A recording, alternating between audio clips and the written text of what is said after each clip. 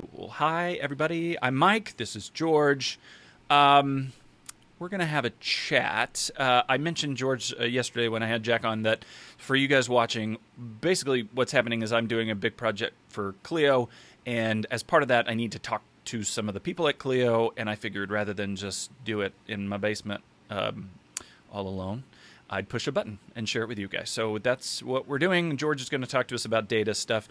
George, if you don't mind for a second, before I talk to you, I want to do a little self-promotion. Um, I want you guys to do me a favor. Yesterday, I think it was yesterday, I released a podcast episode on the new Lawyer Forward podcast on the Above the Law Network, and I want you guys to go listen to it, and if you can, do a rating or review or whatever, and just share it. They summarize the subject really well. The episode is called "What Can a 90-Year-Old Lynching Case Tell Us About the Cost of Representation?"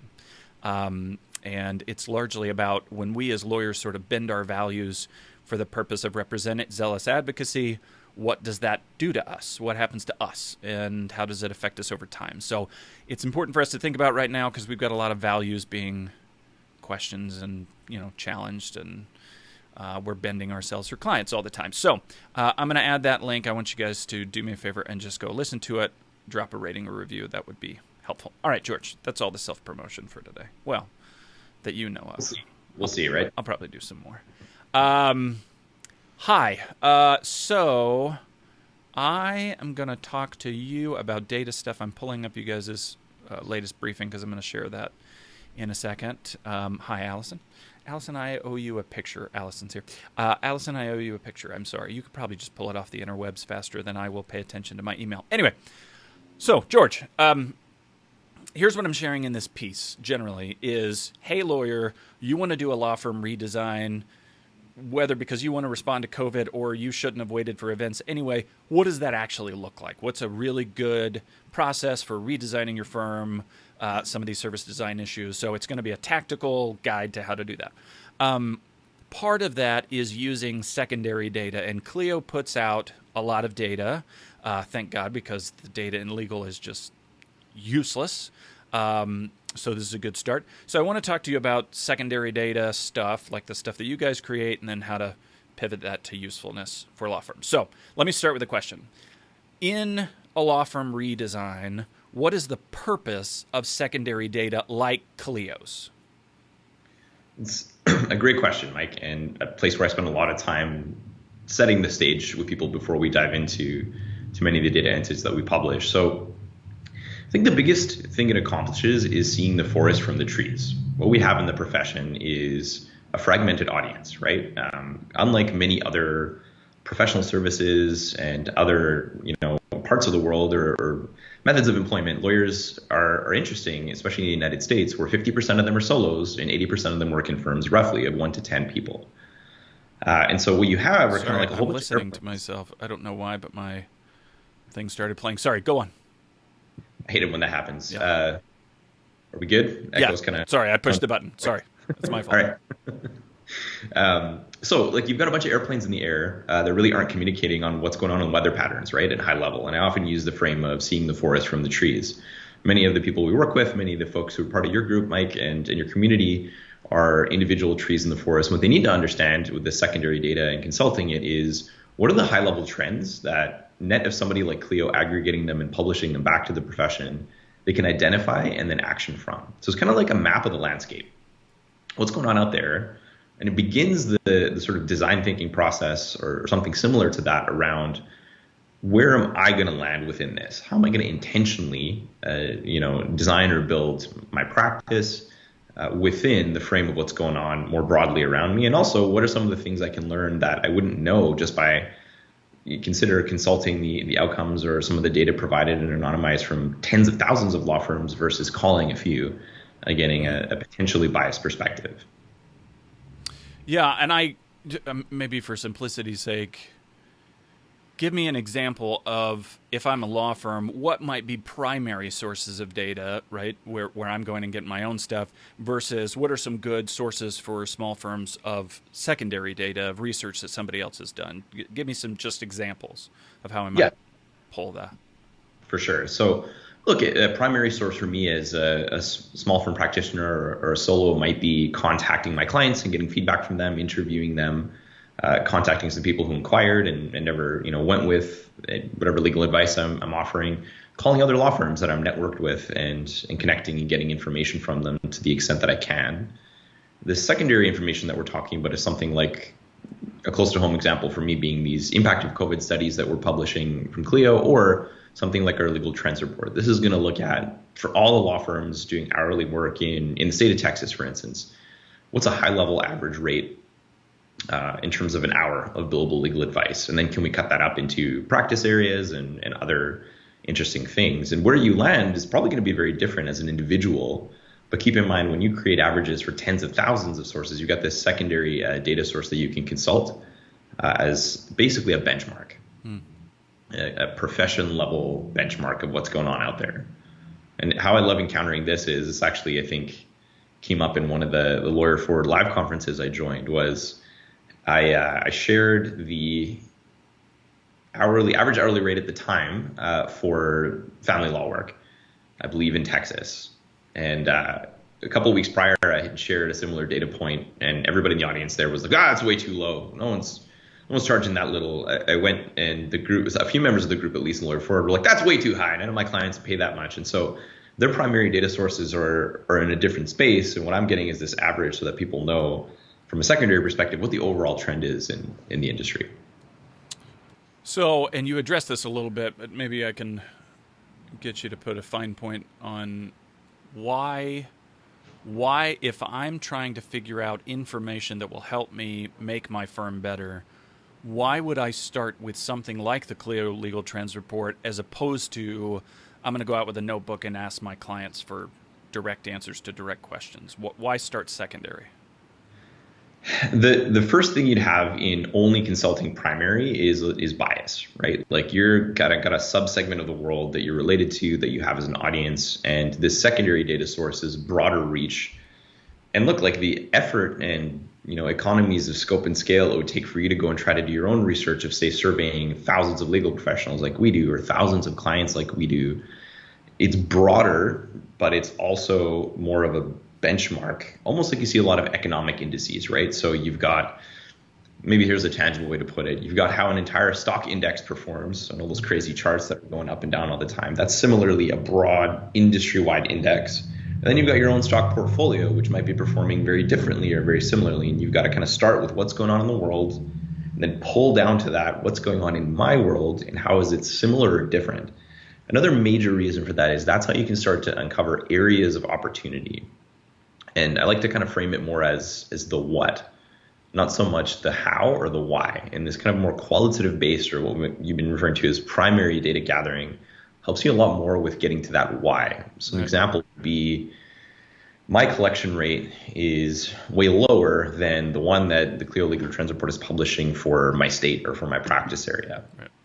It's going to tell you what. It's not going to tell you a lot about the why. You're going to have to sit down and think about that and then consult your primary data sources to get further down that journey of being like, so why might this be? Well, my client's from a lower income category, or I'm in a very specialized subset of, et cetera, et cetera. And that can kind of begin the journey of focus. And what I can really help you do is get started. I want to redesign. Where do I begin? Here's some insights to get you thinking, and then to kind of focus your efforts on the why. And feed that into then what you're intentionally designing for. Yeah, I don't think there's a question in here, but if you find one, answer it. Largely what I want this piece to do is to say to people, you don't have to wait for events, right? Like, I think as lawyers, we use it depends to the point that we know that our world is complex. We know that as solo firms, we're not a closed system. We got all kinds of people pushing on us, and institutions pushing on us, and we, because of that, we'll go, that's too much to deal with. This world is out of control. I'm just dealing with chaos. But that's not really accurate. What's really true is it's complex, and if you sit and play with it, you can find some patterns, and those patterns end up giving those opportunities. And so I guess help me figure out, if I look at we'll take very specifically the Clio legal trends report from last year, the 2019. How do I read what the opportunity areas are from that? And let me give you a specific example that I gave to Jack yesterday when I talked to him. And you shared with us data that shows, based on what the interaction is, some lawyers think everybody wants a phone call, but they really want an in-person meeting. Or, they think they want an in-person meeting, but what they really want is an online, platform. One of them was updates, like case updates. And there was a percentage of people that wanted an online Domino's-like client platform where they can go and just see what's going on. But I think that number was like 13%. So how do I differentiate between that 13% is the minority that I need to ignore and I should focus on the 87 because that's better? Or, Right. boy, that 13% is the number I can go after that nobody's going after. Does that make sense? Absolutely. Absolutely. I think there are tons of opportunities like that. And the other thing that comes through in our report is that how we find people is not also where they stay fixed. So if we go back to this concept you were introducing here of basically an adaptive system that's around people. And I always try to boil it down to what are opportunities to be proactive and opportunities to be reactive, right? So there are insights that show us that things are changing, like many of the impacts of COVID driving people out of necessity, whether it's straight on down from online courts to online court engagements and proceedings to clients not being able to physically meet or pay you in person or do many of the things they could do before. We're going to react to that and see most firms react to that in a big way. But then there are also opportunities like you're pointing out to be proactive. And that's where, again, this secondary data source can really help identifying those gaps. So going back to your main point, I can look at that and say, oh, well, that's where most people expect to engage. Or I can start to realize that a lot of people are willing to consider or would take that option if I offered it, and that'll help me differentiate from everyone else. And then I can go and ask my clients, hey, like you might prefer getting updates in person, but if we switch to doing that online and we really focus to meeting on some of the in-person time, whether it's by Zoom or not, how would you feel about that? Would you be okay with that? What's the profile of the client that would be okay with that then triggers a whole bunch of opportunities for me to say, unbundle some of the costs that I charge them or do things in a different way. It's kind of the cascading thought process I would follow if I were looking at that problem. Meaning if it was a relatively small group, but a fully unserved group, I can say that's an opportunity area because I don't need the full market. To get 13% of the market because I send text messages or have an online platform or whatever would still be a huge chunk of demand. Exactly. And also there's this big difference between the market that's currently served and the market that's not currently served. Right. And one of the big takeaways from our secondary data source is that the market that's unserved, we kind of think of it in binary terms often. There's like the market that pays, and then there's a market that needs access to justice through pro bono or low bono options. We really do see that there's this middle ground of people who are like, I don't engage with law firms because it's too hard or it's too inconvenient or it's not even primarily cost that's the reason. It's more like the hassle with things that are right on that edge where, again, that's a proactive opportunity to say, maybe this exists. Now, can I go get curious and explore more if this exists in my world and in the system that I'm most interested in pivoting to? And could I make that work for my practice? Triggers another kind of exactly that thought process down to like the what and then the how and the why. I'm sort of thinking of, again, something I put to Jack yesterday. Let's take the example of text messaging, and you've got data that shows some number of clients prefer just straight text messages. They don't want you to mess with them, right? That's not a huge number. From what I'm gathering, there's still a lot of people who think they need to come and talk to you, in person. But let's just say that's an unmet group and you decide to go after that. How do you avoid in feedback that being like a self-reinforcing loop? Like, because I send text messages, I attract clients who like text messages. Then I say, do you like text messages? And they say, of course I like text messages. I'm your client and you're the only one who does that. Like, how do you avoid that sort of delusion that comes from they like me? You know what I mean? Yeah, for sure. Look, like that's, again, part of the value for me in having these secondary data sources or broader data sources available, and that they're not just kind of skewed toward the things that are around you or kind of the biases that come with that. They're broader, and they're telling you what's going on in the grand world of consumers. So, for example, you're probably going to net out to having clients today who are more adaptable to the way that you want to do business, and kind of not see perhaps the blind spots of people you could be capturing as new business if you offer things in a slightly different way or spoke to them even in a way that's more valuable for them. A great example that comes up year over year in our research is responsiveness and being clear and simple and easy to understand in the responses for new client inquiries. And here's how kind of some of this stuff can work. And that it's not all just a matter of sticking to what the guidance is from the broad research, but the costliest thing for lawyers, like any type of knowledge worker, are interruptions. If you're trying to do deep knowledge work and you get interrupted, you got to deal with a thing and you got to come back and try to dial back in again. A few psychological studies out there show it takes at least 20 minutes for you to get back to being kind of like in flow, in productive. So if you're kind of, there's this almost like opposing tension between trying to be responsive to inquiries when they come in right away and trying to focus on serving the clients that you have. So you look at that and you're like, look, I can't do both, but what are the ways that I could lean into doing one and then set expectations with my clients on another? Instead of calling me every 5 minutes, how about I just publish updates to you in an online portal? You try that, you see if it works, and then that enables me to kind of have you getting automatic updates, me focusing perhaps on jumping on new business and evaluating it when it comes in, but also on being more focused in the deep work that I have. A few of those insights can come at a high level from what's going on in the world. What are clients expecting versus what are lawyers delivering, and seeing the gaps in those opportunities. But then there's this opportunity for people to dive into that primary mindset of, okay, let me talk to my clients to see how they felt about these things and if they resonate. And also the other major opportunity is talking to people that you're not talking to.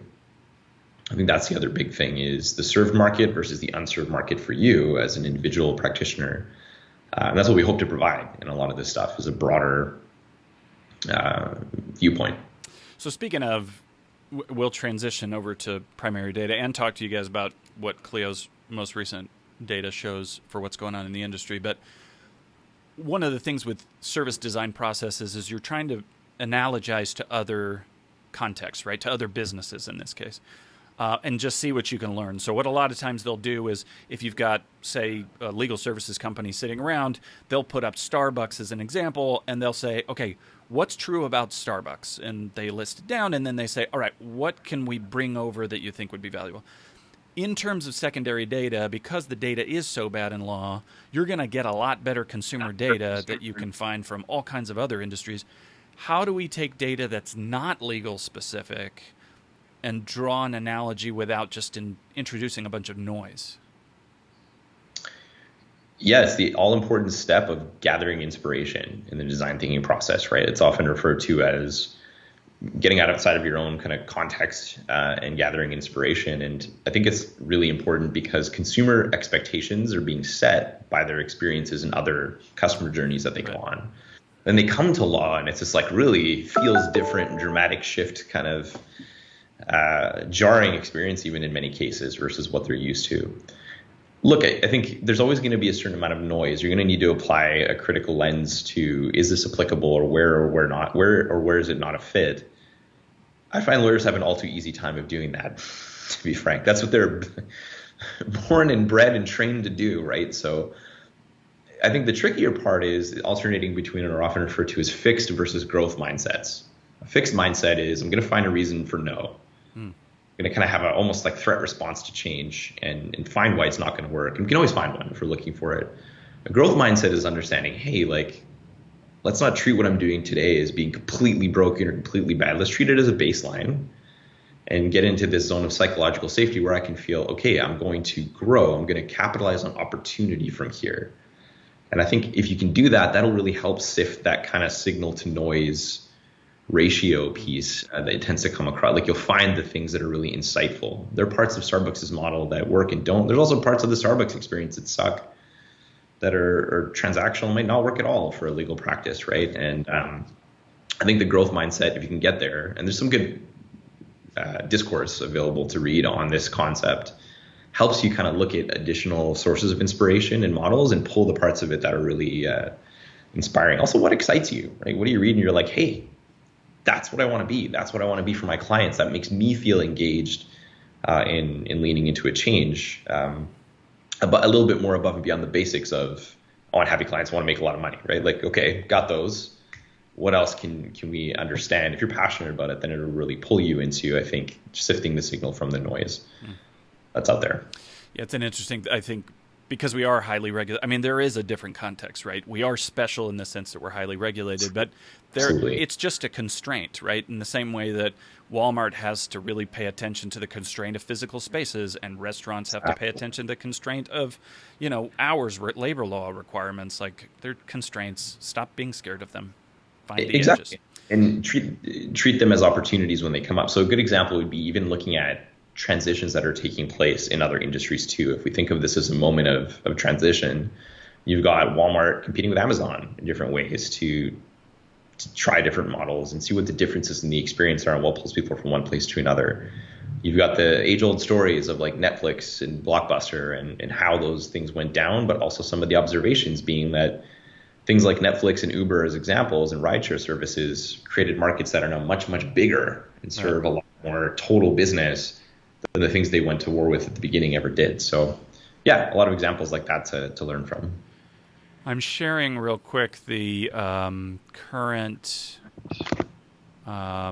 briefing, and I'm going to show people this real quick. I know I've just got you for a few more minutes, but I wanted to talk to you about the current data as a way to sort of pivot people over to, all right, now what do I do with this, right? And I'm sharing, just so you know, the chart that shows law firms see monthly billings decline, and you see the red line in the change in new matters. It looks like the new matters are up, though A, not back to the level that they were, right, pre-COVID, and B, not to enough of it wasn't like an S where it came up high enough to balance out the negative. We're just bumping up a little bit, and the other thing that you see is that the billings are not actually up, presumably because we emptied that out with our old matters before. So anyway, tell me about this data. What are you seeing from that in terms of risk and opportunity that we should pay attention to? Yeah, so at a very high level, we saw a lot of impact asymmetrically between different geographies and practice areas, so that's worth checking out. But typically the harder hit region was with coronavirus cases, the more their matters decline. New York is a great example of that. Well, not so great example, I should say. So look, new business took a hit, and billings as overall volumes are a delayed outcome, right? Where we had work in progress that people were continuing to chew through and maybe even got more aggressive turning their time into collecting on to make sure they got paid. And so what's driving the key insights for us, or what's driving the kind of top of this lawyer funnel, so to speak?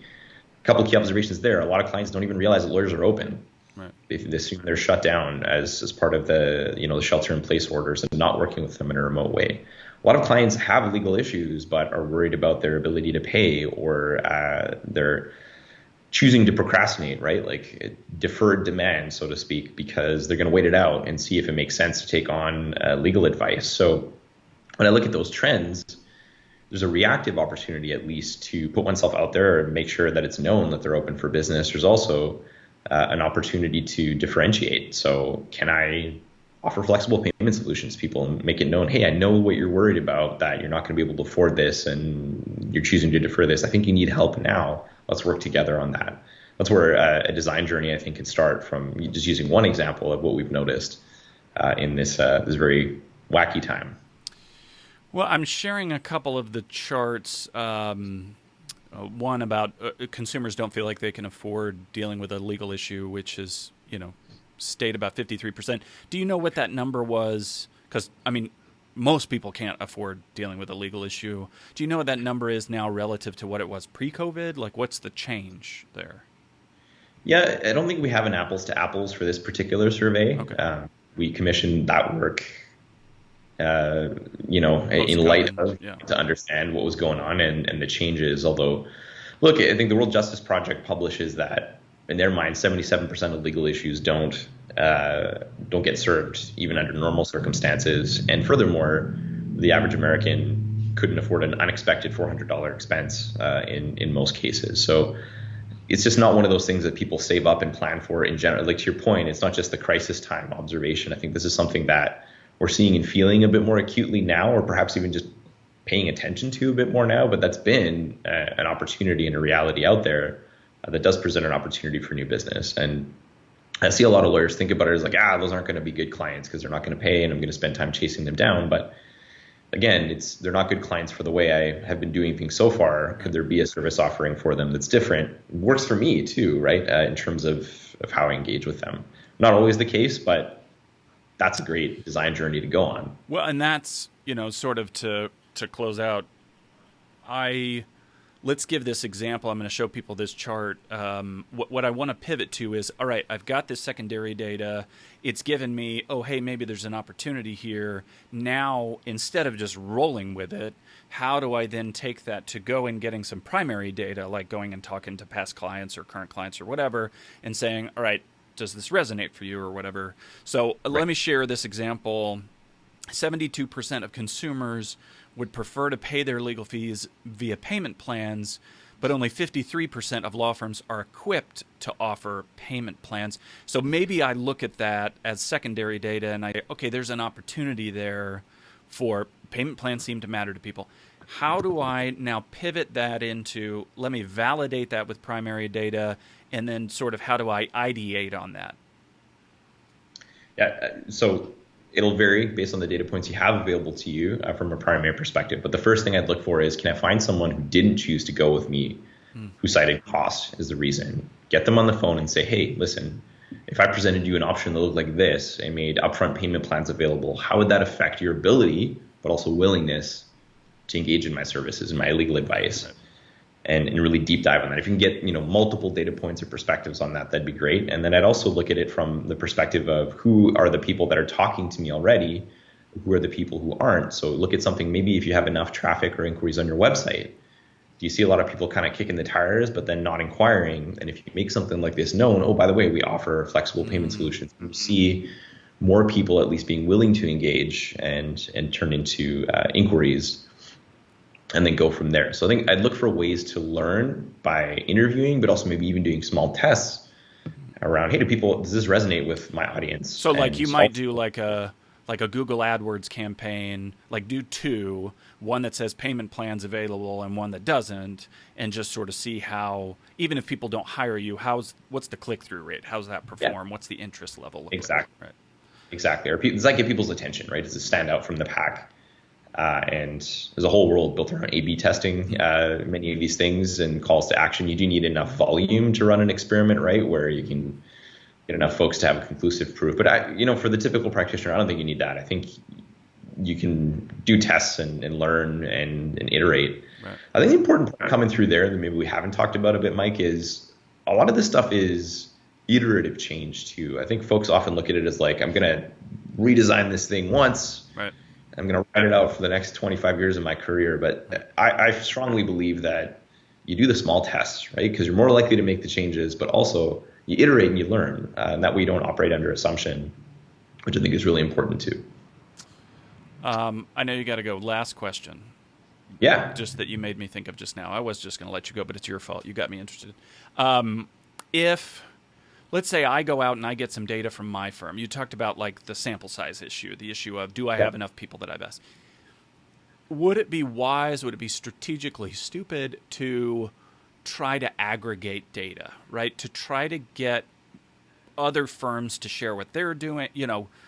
Like as a community, we're not very good at sharing learnings with each other. We're very much in bubbles, which I write about in the book. But like, if you were to decide I want to aggregate data, is there any kind of ideas on best practices for doing that?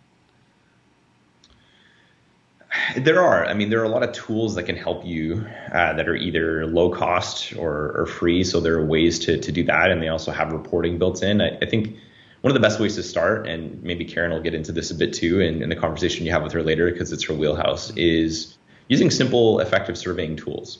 Even if you as the firm are just collecting data, or one of your team members is, structure the information you're getting from folks so that's not all like a paragraph of random thoughts, but fits into categories. And classifying is the most important thing. Okay, we didn't get this business. What was kind of like the closed loss reason? Price, complexity, change their mind, and start cataloging those reasons. As an example, You can do that in Clio using custom fields, cheap, shameless plug. You can use simple surveying tools, and there are many out there to collect some of this information, both whether it's like a member of the firm filling out the survey on behalf of the data point that they're collecting, or sending that stuff out. Sorry, by custom fields use, you mean when somebody's filling out their "I'm your new client" intake form or whatever, one of the questions is, do you like red shirts? Whatever. Exactly. You create whatever data point you're trying to track, make it part of a form they're already filling out, so it's not like some say. Okay, that makes sense. It puts it in a spreadsheet, and then you can work with it from there. Because if you've got these open text, kind of like, tell me what you think, and you get these kind of sentences of information. I like shirts, but mostly they're red, versus red shirt is really difficult to structure it, time consuming in a way that I don't think adds a lot of value. Right. But if you give people, for instance, a pick list instead of a free-for-all, they pick one, then you start to catalog. Yeah, those open-ended questions are good for like qualitative stuff if you're like doing an interview with somebody. But they are pretty poopy for I'm trying to get data. Anyway, we could talk about this all day. Thank you, guys. I'll put this over on YouTube as well, George, if you want to share that wherever. And I look forward to continuing to working on this. You guys go listen to the podcast. Have a great day.